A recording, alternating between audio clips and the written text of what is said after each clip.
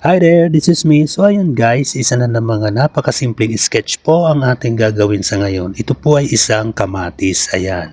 Konting kaalaman, napakatanyag ng kamatis sa buong mundo. Unang natuklasan ang kamatis sa South America.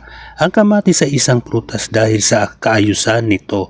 Ngunit ibinilang ito sa gulay dito sa Pilipinas. Marami man ang ayaw sa kamatis, ngunit hindi nila alam na mayroong itong magandang inaidulot o naitutulong sa ating katawan. Ayan.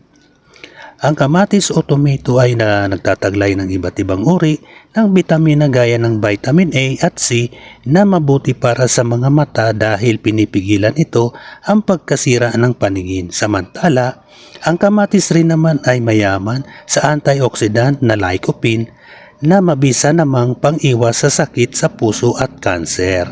Bukod dito, ang kamatis ay madaling iluto at